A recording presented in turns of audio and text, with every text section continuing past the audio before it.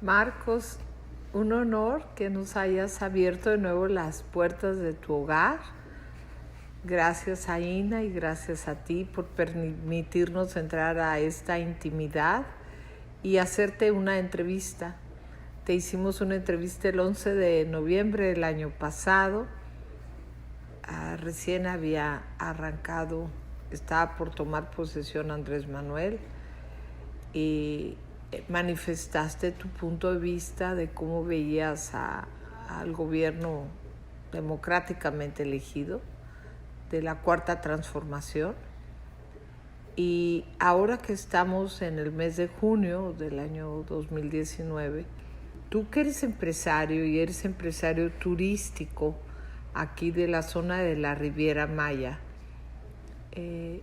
quisiera saber cómo se sienten ustedes y los bancos, si es que trabajan con bancos, confiados en este nuevo gobierno o no.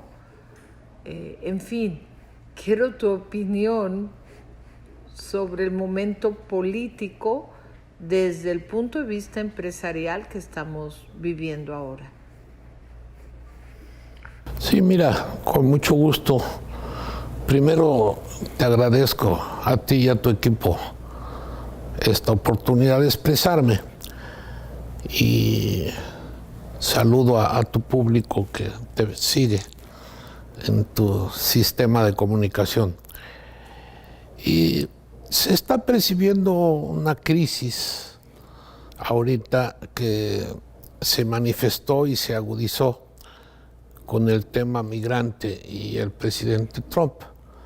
Es una buena oportunidad para analizar qué pasa. Comentaba yo hace un momento contigo de las crisis en México. La vez que Miguel Ángel Cornejo me invitó a dar unas conferencias sobre cómo salir de las crisis, y yo comenté que en vez de dar una conferencia de cómo salir de una crisis, iba a dar una conferencia de cómo vivir en crisis. En México, cuando no hay crisis, las inventamos. Y vivimos siempre en un estado anímico un poco de crisis. Yo creo que es una forma tensa de ir hacia adelante y que le ha dado resultado a México. Efectivamente, nos entrevistamos hace tiempo. Yo escribo aquí para una revista del Centro de Creatividad Literaria y he escrito 2 artículos y uno tercero que está por salir, hablando de este proceso de López Obrador. En la primera revista, que es esta que tengo aquí, se llama Tropo a la Uña. Tropo a la Uña. Se habló de Andrés Manuel con empresarios que tienen conciencia social. Ahí lo que traté de expresar fue que la llegada de Andrés Manuel había despertado una profunda inquietud en un sector de la población. Y puse como ejemplo, que también lo mencioné en la anterior conferencia, a Diego Cervantes, el jefe Diego de Ceballos, que la televisión pregonaba que había que enfrentarse al presidente. Y yo explicaba que desde mi punto de vista teníamos un presidente constitucional elegido por mayoría, por primera vez una mayoría real. No se había tocado elecciones por mayoría en el PRI, pero una mayoría real, que iba a tener su estilo propio de gobernar y que como empresario yo creía que era más favorable estar en línea con él que estar enfrentado. A mí la idea principal de él, de primero los pobres, me gustó. Creo que México había llegado a un punto en que era importante que un presidente volviera a tomar la bandera de los pobres y saliéramos de un neoliberalismo en el cual muchos de los empresarios tenemos coincidencias, pero ese neoliberalismo en México se había pervertido, no corrompido, pervertido, que es diferente. Es peor. Es un poco peor. y ya la política mexicana era manejada por políticos verdaderamente traidores a la patria, ¿no? Ya no bandidos, sino auténticos depredadores, en donde ya los fraudes de miles de millones se publicaban en el periódico con una naturalidad absoluta. Y hablábamos de los gobernadores como el que tuvo Quintana Roo, que no solo se depredaron el presupuesto, sino ya se habían ido encima de despojar a la iniciativa privada de sus bienes. Y no solo en Quintana Roo. Esto de despojar a los bienes de iniciativa privada se estaba dando también en varios estados del norte. De tal manera que ya no solo se conformaban con robar del presupuesto, sino ya querían robarle a la iniciativa privada su patrimonio. El hecho de que surgiera un presidente popular obedeció a dos razones. La primera, al hartazgo nacional de los políticos vigentes, tanto en el PRI como en el PAN como en el PRD. Y segundo, a la bandera que él tomó de darle a los pobres apoyo. Y eso cautivó a la gran masa y por primera vez tenemos un presidente electo por mayoría absoluta. La iniciativa privada se desconcertó y se empezó a sentir una especie de enfrentamiento. Las primeras decisiones de López Obrador, que también ya las hemos mencionado, como fue el suspender el aeropuerto, como anunciar el Tren Maya, anunciar la refinería de Dos Bocas y anunciar el transísmico, han sido decisiones muy cuestionadas. Y esto ha polarizado el sistema. El segundo artículo que yo publiqué se tituló López Obrador, Esperanza y Riesgo. Y en ese describo la parte de esperanza que ha significado para el pueblo de México tener un presidente que habla su lenguaje, que se comunica con él, que está cercano al pueblo y que quiere estar cercano al pueblo, que proyecta una imagen veraz de honestidad y que ha tomado como bandera entre rescatar al pueblo del abandono y explotación en el que había estado y también rescatar a la sociedad. Yo diría una campaña moralizadora, una actitud moralizadora, cuyos ejes principales son luchar contra la corrupción, para lo cual hay que luchar contra la impunidad, de otra manera no se puede. Y entonces tratar de depurar el sistema moral y luchar también contra la inseguridad. En sus tres frentes ha tenido una tremenda crítica, ¿no? Vamos a poner como ejemplo su lucha contra el huachicol. En la lucha contra el huachicol, los periódicos durante los 2 meses agudos de la crisis fueron totalmente antagónicos a la idea. Publicaban una y otra vez, diario, en todos los periódicos y en toda la televisión, lo mal hecho que había estado la campaña en contra del huachicol. Hablaban de improvisación, hablaban de que no habían tomado en cuenta números reales, hablaban de que el país se iba a hundir por falta de abasto de gasolina. Y el resultado final fue que después de 2 meses se acabó el huachicol en México en un 95%, que significaba un robo a Pemex de 50,000 millones anuales, hecho por las mismas gentes de Pemex y por el pueblo. Y sin embargo, cuando se acabó el huachicol, se volvió el abasto, se normalizó, nadie dijo una sola palabra del éxito increíble de una campaña asombrosa que eliminó una corrupción de 50,000 millones en 2 meses, sin que pasara nada, absolutamente nada, perjudicial para ellos. Nada grave.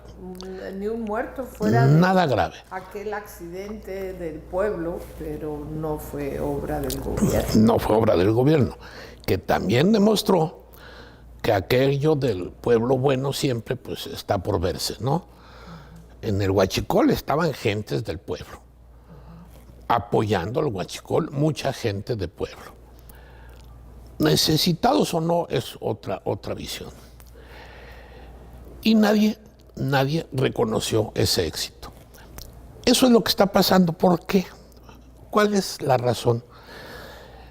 La razón acaba de aflorar hace muy poco y tú la debes haber leído.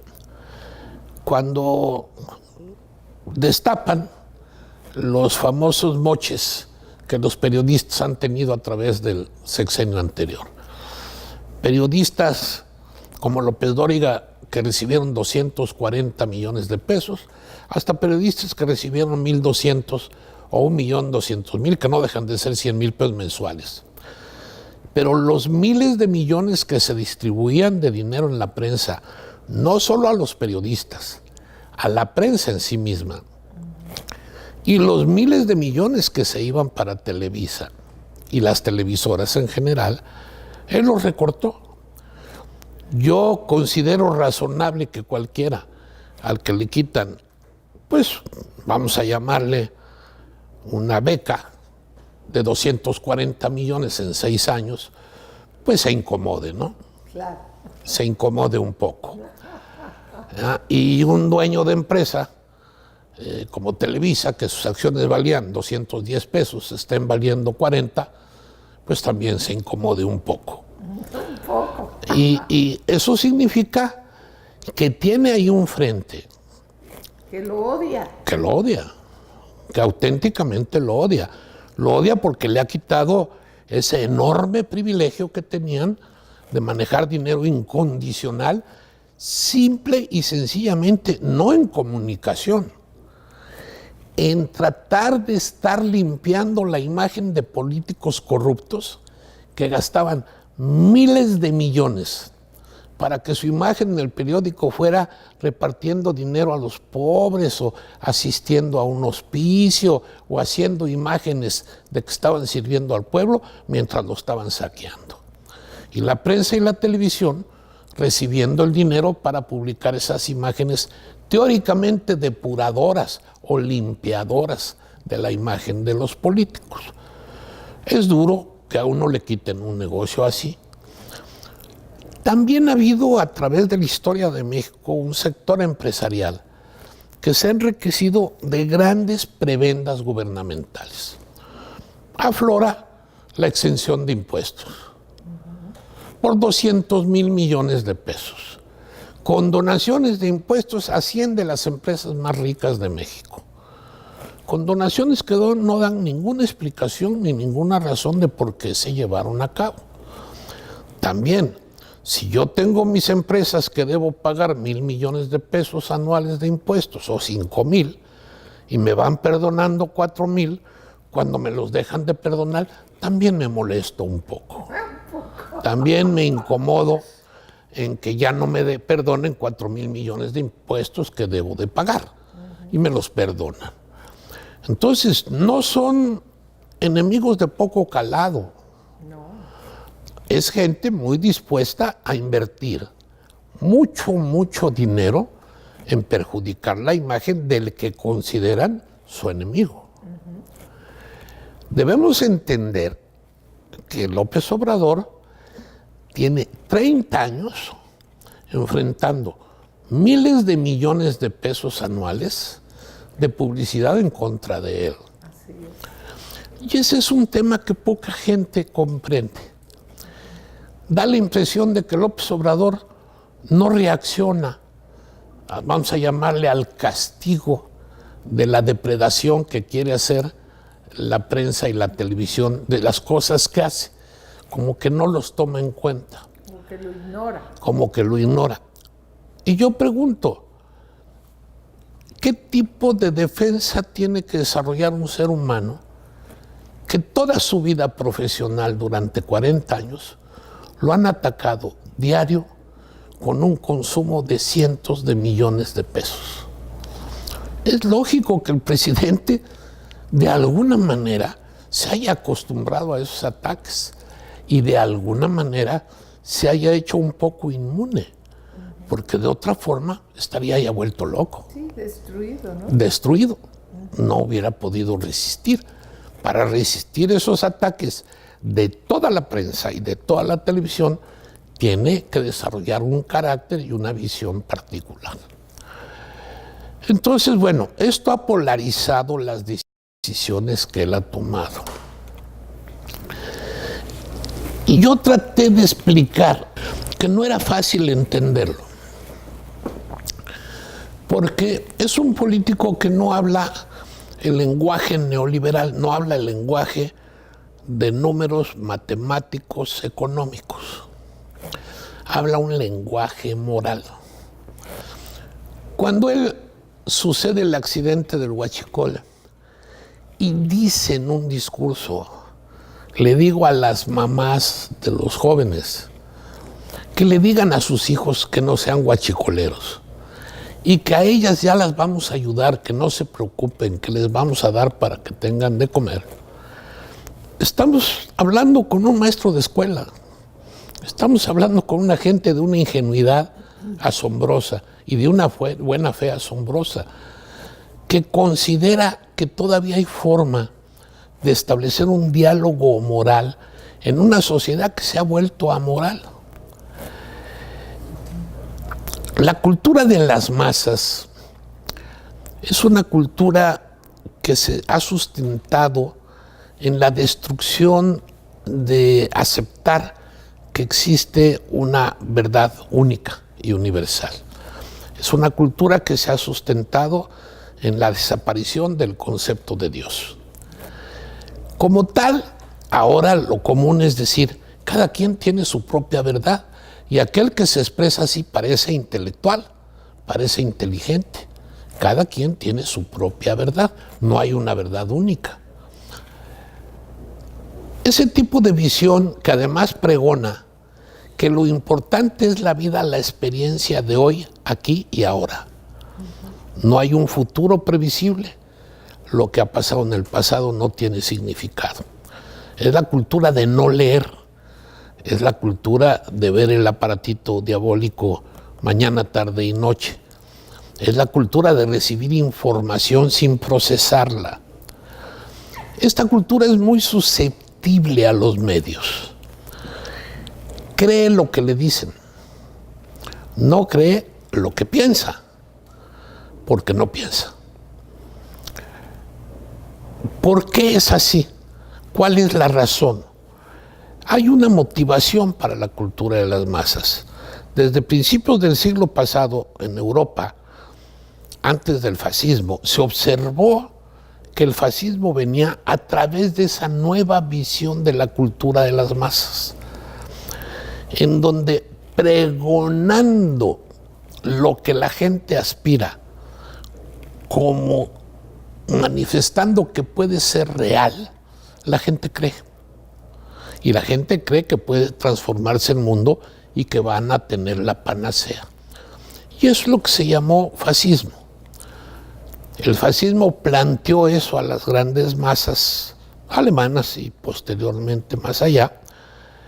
Y hubo gente que lo creyó, que creyó que esa era la solución.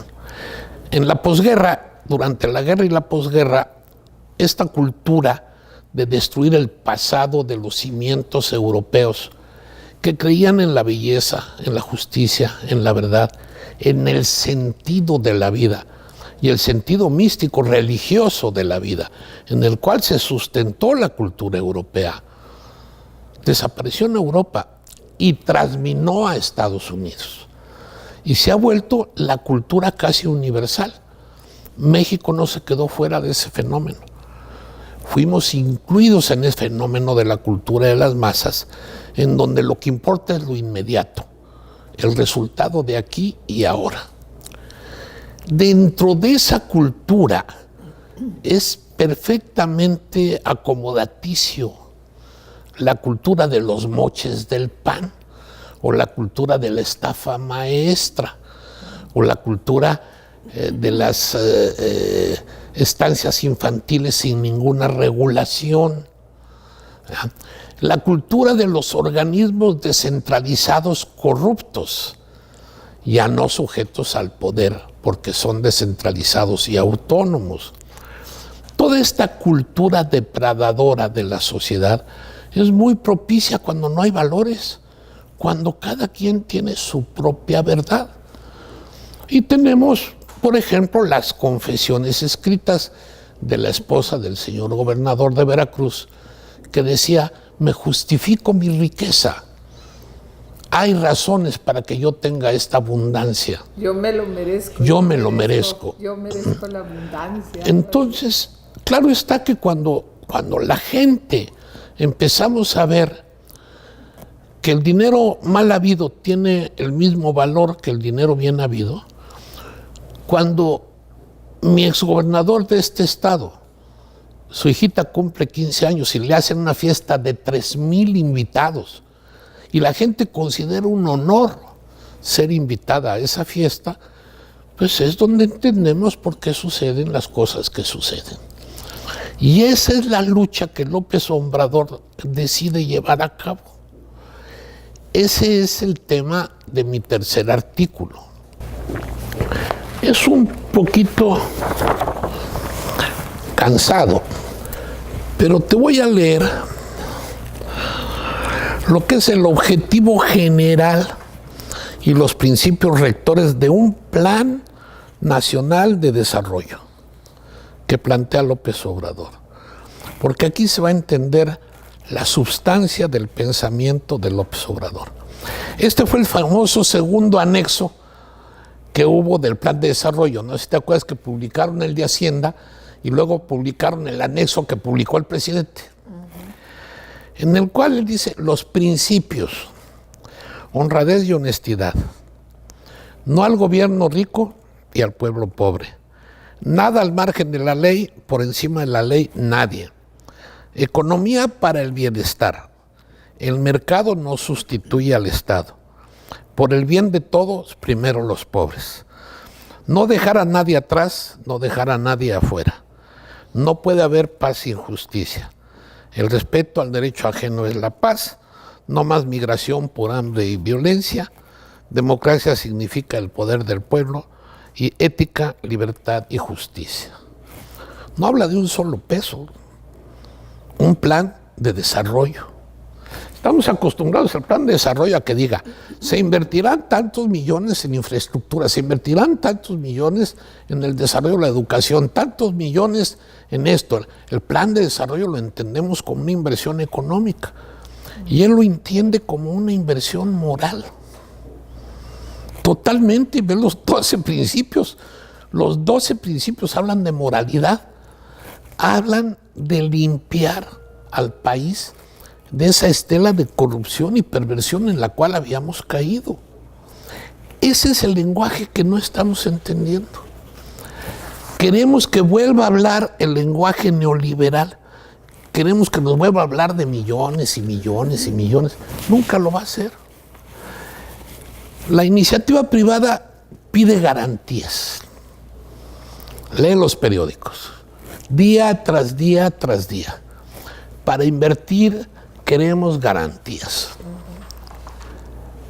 El presidente dice, voy a respetar la macroeconomía. Voy a respetar el presupuesto.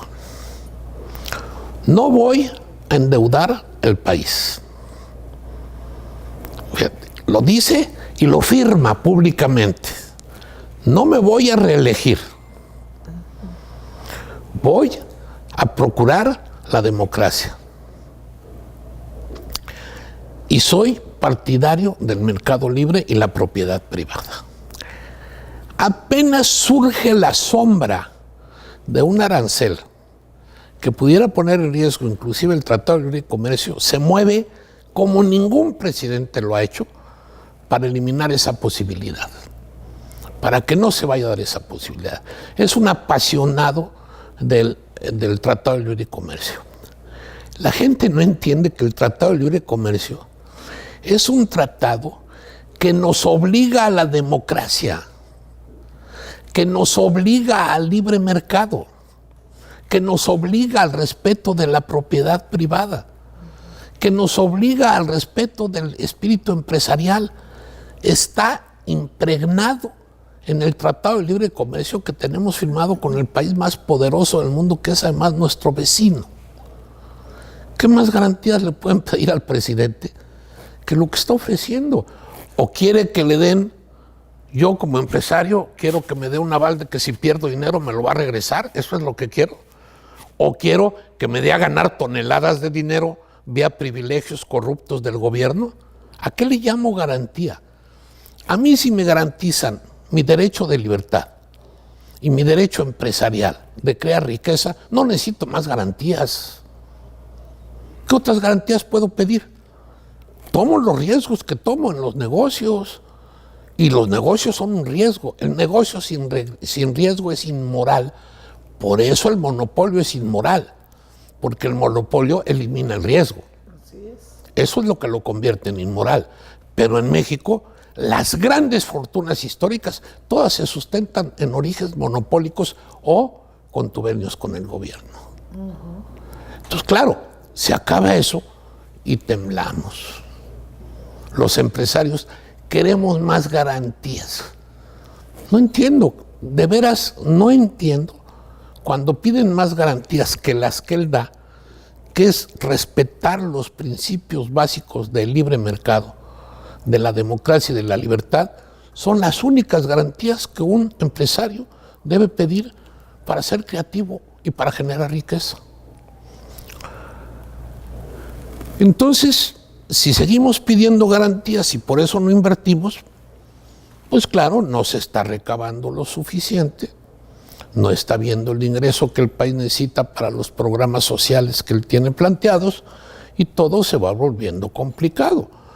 Porque si la iniciativa privada se retrae y no desea invertir, caray, a mí me da pena ver cómo los países extranjeros están invirtiendo con confianza en México. Así es. Se batió el récord de inversión extranjera en el primer trimestre de este año.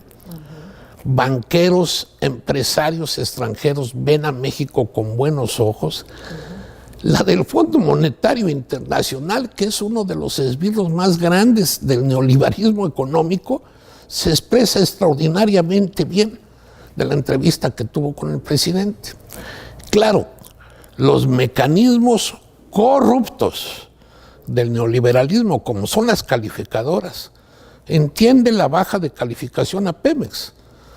Cuando un primer gobierno elimina el huachicoleo, 50,000 millones anuales de robo, invierte 100,000 millones del presupuesto, programa otros 50,000 millones del presupuesto para programa hacer una refinería, que es el negocio más obvio que he visto en mi vida. Vi un programa de televisión donde decían, aquí llega 1 millón de barriles diarios a este lugar, ahí a Dos Bocas. De aquí salen en barco, se embarcan para que vayan a Estados Unidos, y de allá regresan refinados. Pero insisten en decir que no es negocio. Mi esposa y yo hicimos un viaje el año pasado, ya lo mencioné, vimos en construcción 4 inmensas refinerías. Y entonces yo digo, debe haber multimillonarios que les encanta perder dinero invirtiéndolo en refinerías. Tenemos el petróleo, tenemos la tecnología, tenemos Pemex, y decimos que refinar no es bueno, que es mucho mejor comprar refinado y vender crudo. Cuando ya tienes esos argumentos, es porque ya perdiste totalmente una visión razonable de la crítica. Ya dices cosas aberrantes porque sabes que las aberraciones dichas 1000 veces se vuelven verdades. Y como tienes el instrumento de la prensa y de la televisión para decir 1000 veces, ya el pueblo de México está convencido que la refinería es mala. Así de sencillo, así de fácil. ¿Verdad? Ahora, también titulé ese último artículo Esperanza y Riesgo. Y vas a entrar ahora al lado del riesgo. Yo no defiendo a López Obrador, en cuanto a cierto tipo de declaraciones que hace. Como decimos, se pone de pechito para que le den, ¿no? Es indudable que él tiene un estilo de gobernar totalmente personal y totalmente simplificado. Su estructura mental no es una estructura compleja.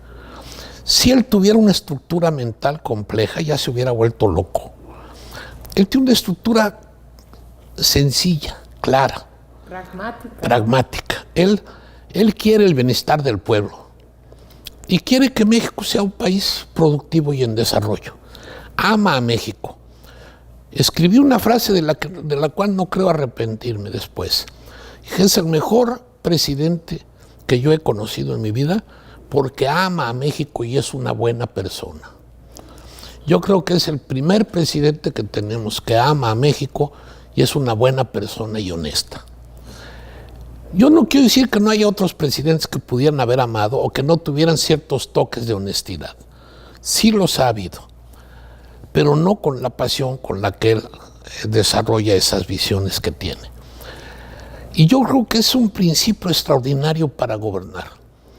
Cuando amas aquello que haces, cuando no es que ames el poder, amas la posibilidad que te da el poder de servir a los demás. De servir a los demás. Esa es la verdadera posibilidad que tú debes de amar. ¿Cómo lo sirves? Que igual lo veo en la actividad empresarial. Yo creo que el empresario que tiene éxito porque hace algo que le sirve a los demás. Claro. Nadie va a comer un pan feo porque es caro. Nadie lo va a hacer. Nadie va a ir a un hotel carísimo, feísimo, que le den muy mal servicio, que lo traten mal. No, la gente sabe en qué gastar su dinero, sabe en qué invertir. De tal manera que esta visión que está viendo ahorita está en su punto culminante, es mi punto de vista. Y hay gentes como el presidente del Consejo General Empresarial, que externando las cosas en las cuales no está de acuerdo, sí está de acuerdo en que debemos invertir en México y seguir adelante. Y hay sectores de iniciativa privada que se están dando cuenta que no hay riesgo de invertir en México. Y ya empiezan a despertar la conciencia de los demás para que México despierte. Nosotros, como grupo, estamos con todo el acelerador a fondo. Con todo el acelerador. Te comentaba yo que hoy estamos firmando un crédito para seguir adelante con todos nuestros proyectos. Y yo creo que cada vez, hotelería en Riviera Maya, hotelería y parques. Entonces yo creo que cada vez habrá más empresarios. También creo que el presidente debe entrar en un proceso de maduración en el poder. No es correcto que si un grupo de empresarios se ampara en contra del aeropuerto de Santa Lucía, él diga que son sus enemigos. No. Todo mundo tiene derecho de ampararse ante algo que considera inadecuado o mal hecho por parte del gobierno. Ya el amparo resolverá si tiene o no razón. Pero no porque yo me ampare en algo que creo que el gobierno hace mal, soy enemigo de López Obrador. López Obrador debe reconocer el amparo como un derecho legal y honesto, no de un enemigo, sino de una gente que piensa diferente a él, que eso no lo hace su enemigo. Hay contradicciones. Ese dicho de nada fuera de la ley y nadie por encima de ella es bellísimo. Él lo ha esbozado varias veces. Sin embargo, mantuvo a la gente arriba de las vías contra la ley porque es su obligación proteger los derechos de vía de federales en contra de la iniciativa privada que estaban perjudicando. ¿Por qué los dejó estar ahí en contra de la ley? Tú no puedes decir un dicho así y por otro lado no llevarlo a cabo. Si es nadie por encima de la ley, es nadie, a menos que tú digas honestamente, salvo los que yo quiera. Entonces, si tú dices, nadie por encima de la ley, salvo los que yo quiera, estás siendo honesto. No sé si me explico. Perfecto. Entonces, él debe ser cuidadoso con eso. Él ya es un presidente. Él ya está gobernando para todo el pueblo de México. Y en ese sentido debe madurar. Es mi punto de vista. Lo cual no tiene nada que ver con sus programas y el fondo de sus programas, en el cual yo soy profundamente devoto. Y el segundo punto de lo que yo llamo riesgo. Él está integrando, porque no ha existido, el partido Morena. El partido Morena es López Obrador, no existe un partido. Pero él ya lo está integrando, ya creó su Instituto de Capacitación Política de Morena. Y Morena está configurado por 3 grupos. Un grupo conservador, tranquilo, partidario de libre mercado, en donde por fortuna ahorita están las posiciones más importantes del gobierno. Un núcleo central, de como siempre la gente de centro, que puede ir a la izquierda o a la derecha, dependiendo cómo se mueve el asunto.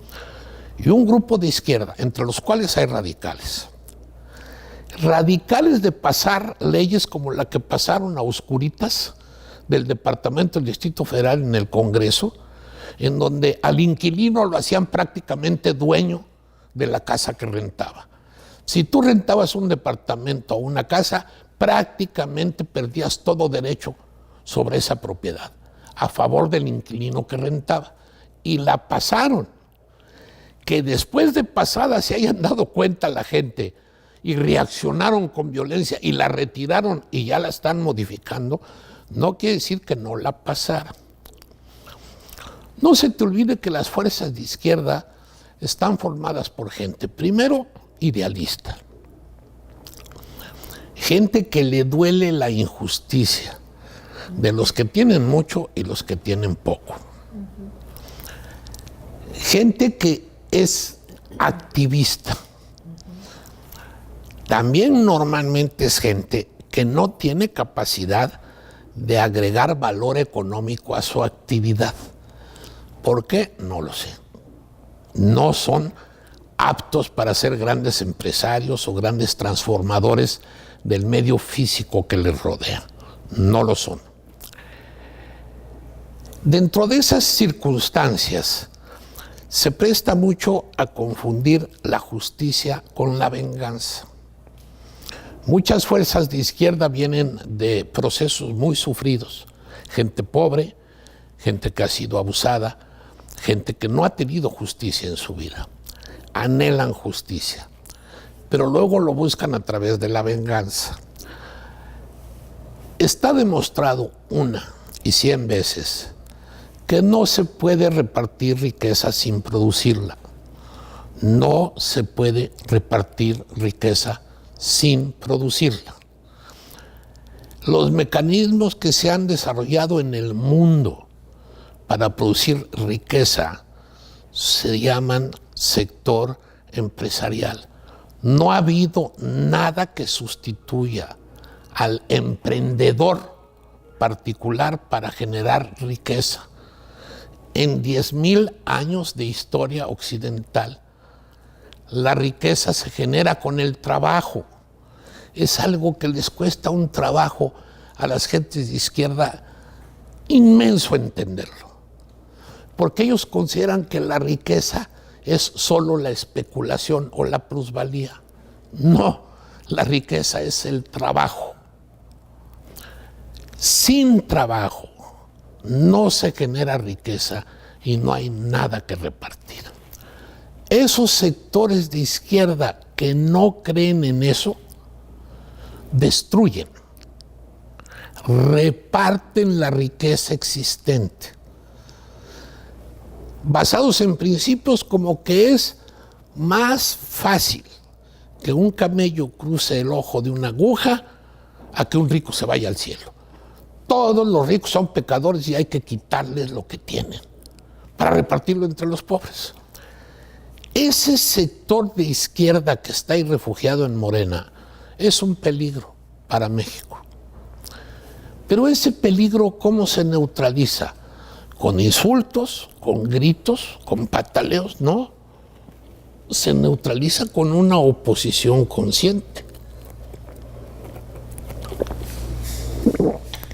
En una democracia, lo que tú tienes que crear son los péndulos de poder.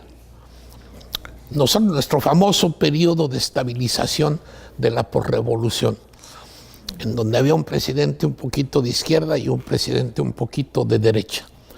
Fue genial. Fueron 40 años de un desarrollo maravilloso para México y de una gran justicia social.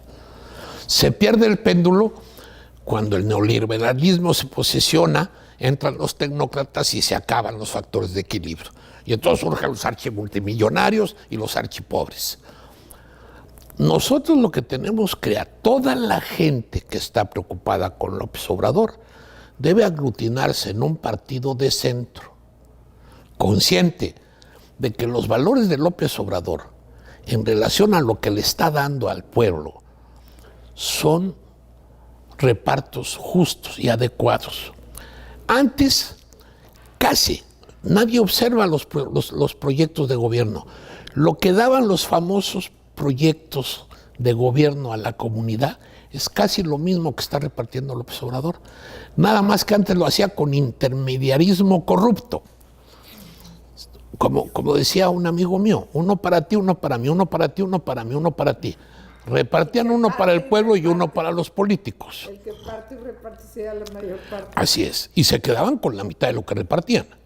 Hoy ahora quiere que de Hacienda salga tu cheque a tu casa para que no haya un intermediario que se quede con tu dinero.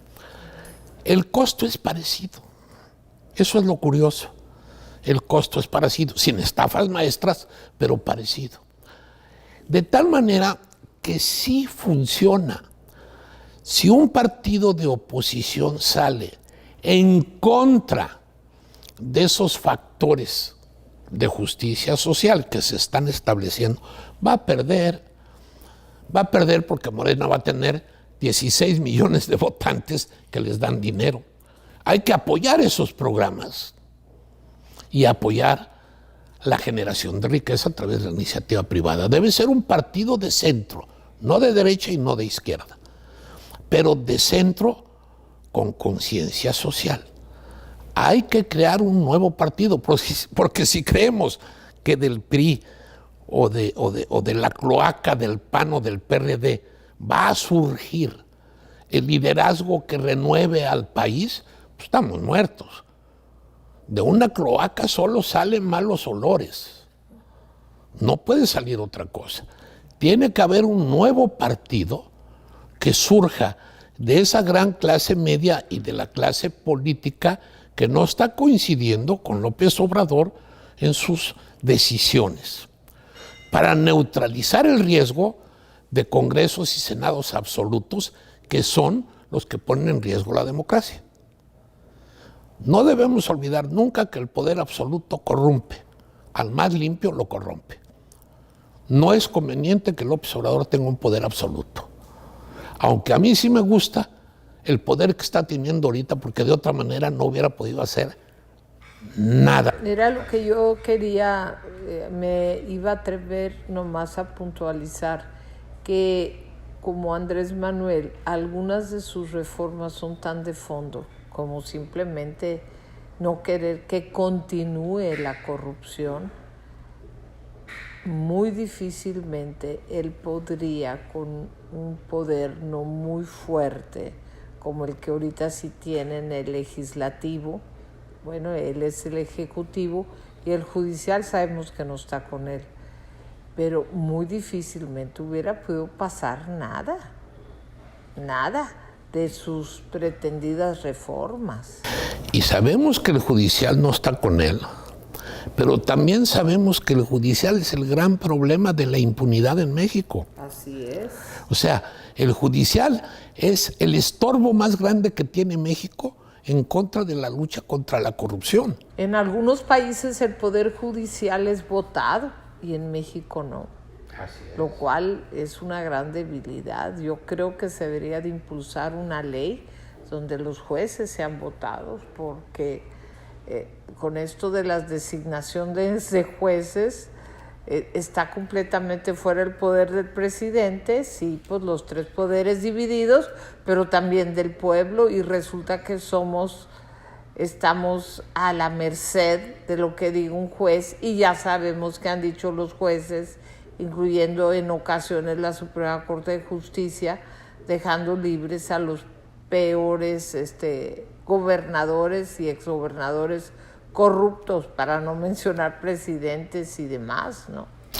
Bueno, uno de los problemas que le reclaman a López Obrador es ¿por qué se habla tanto de pureza y de anticorrupción? ¿Por qué no mete a los anteriores funcionarios y presidentes corruptos a la cárcel? La gente no se da cuenta que si los metiera saldrían.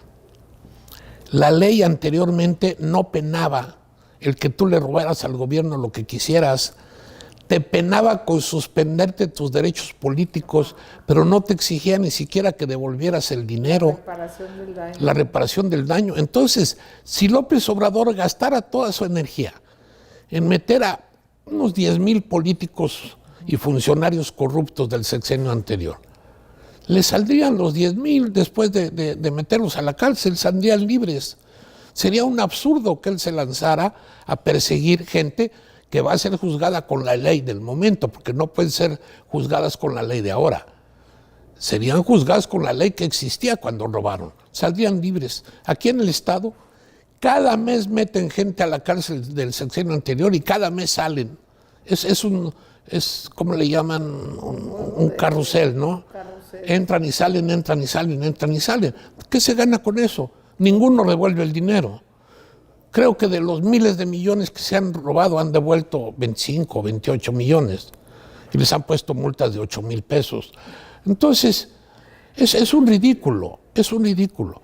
Pero sí es real que esa tendencia a la izquierda, de ese grupo de izquierda radical que existe en Morena y que se puede organizar, sí significa un peligro para México. ¿Cómo neutralizarlo? Con democracia. Es la manera de neutralizarlo, que exista un equilibrio de poderes. Y apoyar al presidente para que depure de alguna manera el Poder Judicial. Yo estoy de acuerdo en la independencia del Poder Judicial. Es correcto, son 3 poderes que deben ser independientes.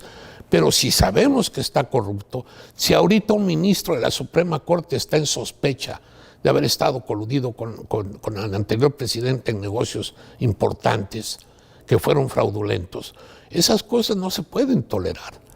No se puede tolerar que porque hay independencia un juez se dedique a sacar y a sacar y a sacar delincuentes, porque es incólume, es intocable. No debe ser de esa manera. ¿Cómo debe de ser? A mí la propuesta que tú haces me parece la más inteligente. La reforma que se debería ver en el Poder Judicial es que el Poder Judicial debería ser electo. En Estados Unidos, acuérdate que a su sheriff lo eligen los pueblos.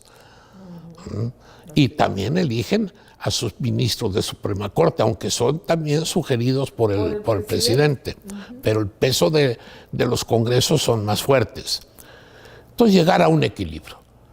La manera de evitar el riesgo de una derecha extrema o de una izquierda extrema es la democracia. Esa es la forma en que debemos enfrentar el riesgo. Generar, coadyugar los que así deseen en la formación de un partido que se oponga a los extremos. Y de esa manera darle al país estabilidad.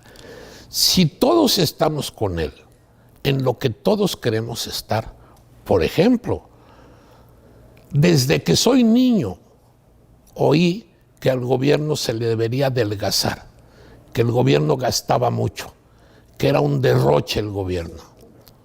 El presidente se lanza en contra del derroche, corre aviadores por miles, asesores por miles, vagos por miles, inútiles por miles, despide 100,000 gentes, que me parece poco los que ha despedido, y todo mundo encima de él. Injusto, canalla, despide injustamente, deshace el gobierno, no tienen que comer, que busquen trabajo. Claro, se acostumbraron a comer sin hacer nada. Y vuelvo a lo mismo. Si yo como bien sin hacer nada y alguien me quita la comida, no me gusta, no me cae bien. Esa es una realidad.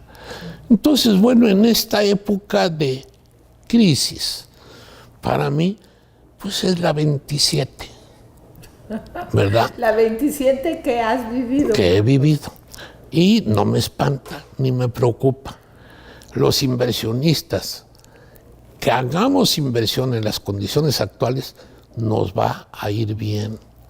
Porque a México con López Obrador le debe ir bien, a menos que se lo impidamos a propósito. Y pareciera que quieren que Andrés fracase. Una derecha, una cantidad de publicaciones de radio, televisión e impreso, ¿no? O sea, está nomás, es que si estornuda, está mal el estornudo. Lo que haga. Lo que haga. Lo que haga. No podemos detallar. La prensa y la televisión mexicana, lo que haga el presidente se lo va a criticar mientras no le regrese los privilegios de miles de millones que los gobiernos anteriores le daban. Eso no hay nada, no hay manera de evitarlo. El problema es cómo eso influye en el ánimo de nosotros, los ciudadanos. ¿Ya? Y en mi punto de vista está influyendo mal. Se está creando efectivamente se está polarizando, pero el presidente no está polarizando la prensa y la televisión en busca de beneficios sucios. Esa es la realidad desde mi punto de vista. El pueblo de México no está polarizando, el pueblo de México está con López Obrador. Si entendemos el pueblo humilde, el pueblo pobre, ese está con López Obrador. Y no tiene duda, y eso se ve, se siente, eso no hay discusión. Pero sí, la prensa y la televisión está polarizando la clase media y la clase empresarial, que para mí debe madurar, debe reconsiderar, debe observar de fondo lo que está pasando y las garantías que López Obrador está dando. Pues muchísimas gracias, Marcos. Me parece extraordinaria tu punto de vista y deseo de todo corazón que esta entrevista sea vista tanto por el pueblo como por los empresarios, como fue así la vez anterior, que tuvo más de 500,000 visitas. Gracias, Marcos, de nuevo. Gracias a ustedes por darme la oportunidad de expresarme. Muy amable por abrirme las puertas a los dos, a Ina y a ti. Y bueno, me voy sumamente satisfecha de esta venida a Cancún a visitarlos. Gracias a ustedes y gracias a tus técnicos que nos acompañan. Así es, muy agradecida. Hasta luego.